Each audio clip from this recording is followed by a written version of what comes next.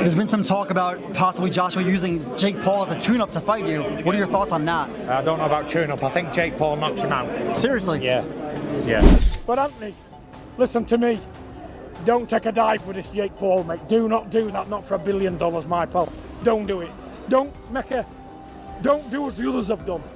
Do not take dives. If he fights, you knock him dead as a nit, and good luck with it. Tyson says he's going to bet £1 million on Jake Paul knocking out Joshua. This is what I'm saying. It's not even about it being realistic or not. Like, it's going to happen. So fasten your seatbelts or whatever. And when I knock him out... Jake Paul, the internet sensation turned pro boxer, stirred up headlines after calling out former heavyweight champion Anthony Joshua following his win over Julio Cesar Chavez Jr. The bout gained unexpected traction when Saudi Arabia's key boxing advisor, Turki Alalshik, reportedly voiced support for the matchup, adding a layer of legitimacy. However, the boxing community has mostly rejected the idea, citing major concerns over the glaring physical disparity and the overall credibility of such a contest within the sport. Jake Paul has reached out to Anthony Joshua a few times. I've spoken to Nikisa, Jake's manager.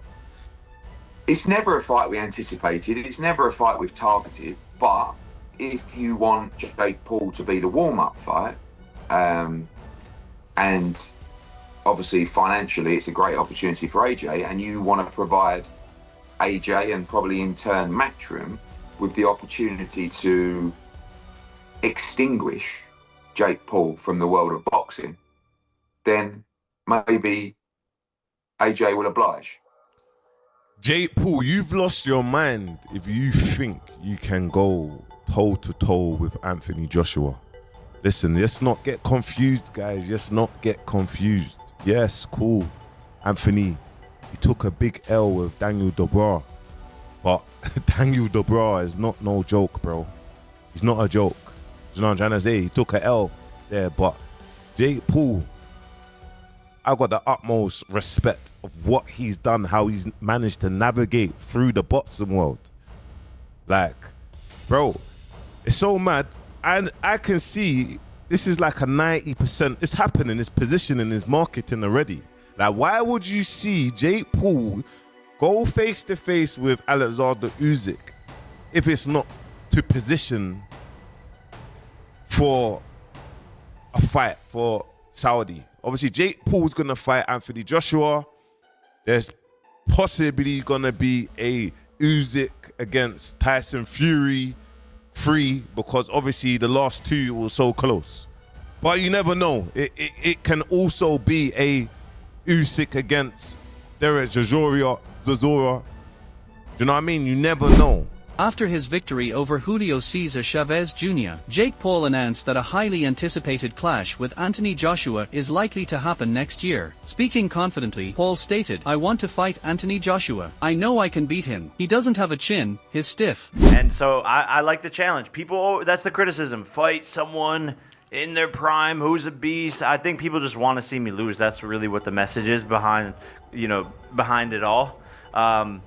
And Anthony Joshua is an insane fight, but I want that challenge. We've been DMing back and forth. He wants to make it happen. He called me up, and it's looking very likely for next year. Jake Paul celebrated his win as a testament to his progress in the ring, reaffirming his desire to take on Anthony Joshua despite not being a natural heavyweight. He pointed to Deontay Wilder's success at lighter weights as inspiration and expressed a willingness to embrace the risk. Talks involving Saudi boxing chief Turki Alalshik and Joshua's promoter Eddie Hearn suggest growing momentum behind the potential bout, with Joshua reportedly open to the fight, provided Paul is genuinely serious this time. Now, I know you're after a world title, but if that doesn't materialize, I know the Tommy Fury name has been floated about. Is there any other fighters who may not be world champions that you're looking to face? Yeah, I mean, Anthony Joshua. I think that's the main one that, we've talked a lot about is if it's not for the title, it's looking at Tommy, if he's reasonable, and then Anthony Joshua. And he's adamant that he wants to make that fight happen at the end of 2026. Anything's possible. And so I like the challenge. People, that's the criticism. Fight someone in their prime who's a beast. I think people just want to see me lose. That's really what the message is behind it all. And Anthony Joshua is an insane fight, but I want that challenge. We've been DMing back and forth. He wants to make it happen. He called me up, and it's looking very likely for next year. Eddie Hearn, Anthony Joshua's promoter, recognized the fight's massive entertainment value but warned Jake Paul to be careful what he wishes for, highlighting the serious threat Joshua poses. Hearn noted that Paul is bold, perhaps crazy, enough to chase the matchup, acknowledging the enormous payday involved for both fighters. Still, he stressed the dangerous reality of pitting an inexperienced Paul against a seasoned heavyweight like Joshua, calling it a catastrophic mismatch that could potentially end Paul's career, whether literally or figuratively. Jake Paul, Anthony Joshua, 50-50 fight. What do you make of that? Yeah, I just said in another interview, great if it is. I mean, if it is, then you've got no problem seeing it. But when AJ, I mean, decapitates a strong word, but you know, when he renders Jake Paul unconscious like he did to Francis Ngannou, don't then say, oh well, it was Jake Paul. Do you know what I mean? I mean, when AJ beat Francis Ngannou, Ngannou just had a fight that could have gone either way with Tyson Fury.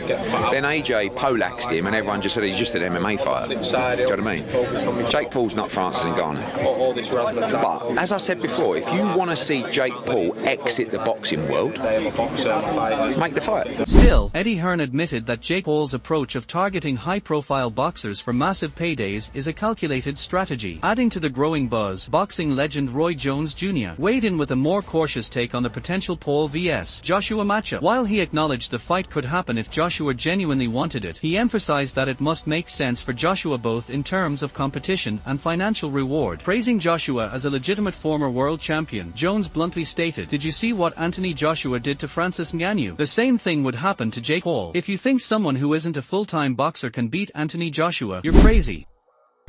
I want to change subjects just a little bit here. And Anthony Joshua, there's rumours circulating he could be fighting Jake Paul next. One, do you think it's good for boxing? And two, do you think the fight will happen?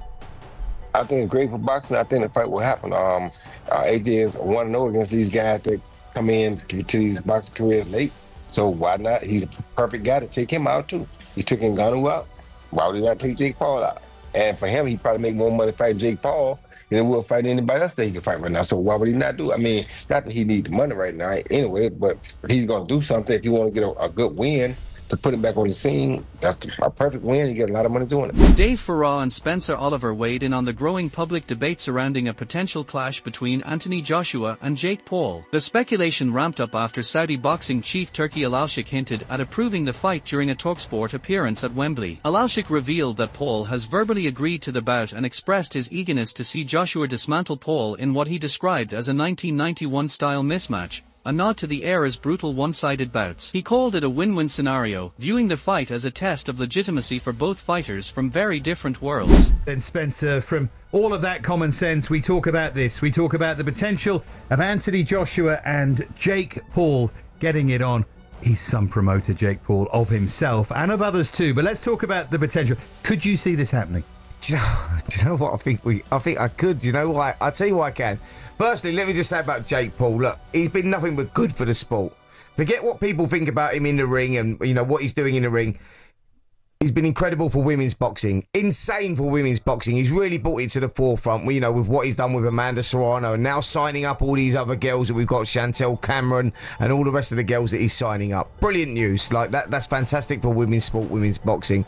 But he's also bringing eyeballs to boxing as well, because he has a huge audience, and with what he's doing now, you're getting these, you know, the younger generation that had no interest in boxing at all, now starting to watch it. So he's transforming so many people. You have to respect that. You know, what he's doing as a promoter, he's doing brilliantly. Now he's calling out Anthony Joshua. Is it real? Does he really want the smoke? I mean, he's got to be an idiot if he does, because Anthony Joshua, let's use this as a comparison. Francis Ngannou called Anthony Joshua out after pushing Tyson Fury the way that he did, and you looked at that and he went in there and he iced him in 2 rounds. Francis Ngannou versus Jake Paul, you got to go heavily on Francis Ngannou, haven't you? So what's going to happen to poor Jake Paul if he boxes Anthony Joshua, this Olympic gold medalist, 2-time world champion? However, many seasoned boxing figures have strongly denounced the idea of Jake Paul facing Anthony Joshua, especially if it leads to a WBC ranking. Veteran heavyweight Eric Chisora was particularly vocal, slamming the notion as a blatant insult to the sport. Chisora argued that true athletes grind for years to earn their rankings, while Paul, who's mostly fought faded names or unranked opponents, would be jumping the line purely because of his fame. He accused WBC President Mauricio Suleiman of sacrificing the organization's credibility for financial gain, calling it a disgrace to boxing and completely unfair. Chisora stressed that rankings must be earned through merit inside the ring, not handed out for clicks or promotional hype. The WBC have said they're going to give a cruiserweight ranking to the winner of this fight. Do you think they deserve one? I don't think so. I don't know why. It's hard enough for real athletes, for real boxers, to get those rankings, and then suddenly this Solomon Sousa decides to give double ranking because he's getting some greens in his, in his back pocket. No, that is disgrace to boxing. That